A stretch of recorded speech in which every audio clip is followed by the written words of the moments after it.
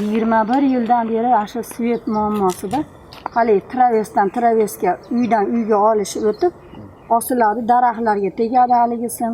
Ko'p o'chadi shuni orqasidan. Shamol bo'lsa, yomg'ir bo'lsa o'chaveradi. Talba yo'q, talba yo'q. Aynan 70 yoshli buvijon tomdan tomga hech qanday simyog'ochlarsiz tortib kelingan va ayni kunlarda anchagina osilib barchaga xavf solayotgan elektr toklaridan xavfsiramoqda.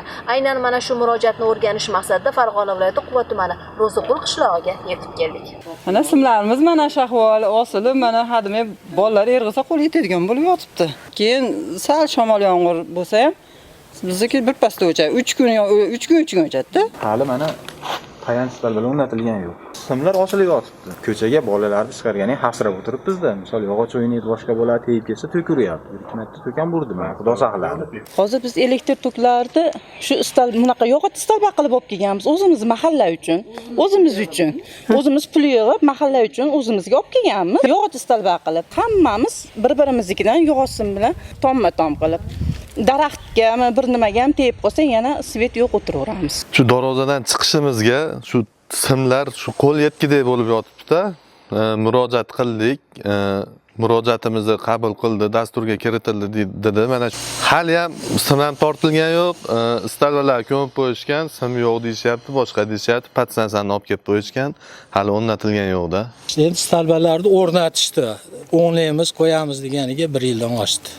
Sim yo'q, uni narigi eski patsansagacha kelgan tortilib, bu yo'g'iga tortilgan yo'q.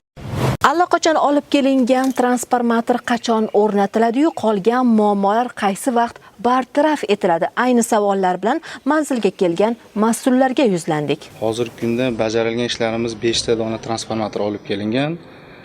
3 tasi qo'yilgan, bittasini qo'yish jarayonida turibdi. Ertadan ish tashkillaymiz, qo'yib maromida qo'yib joylashtiramiz. Endi bundan buyog'iga o'zi bu loyiha bo'yicha yana hali qilinadigan ishlarimiz ko'p. Yuqori kuchlanishdagilari tortiladi, operalar o'rnatiladi.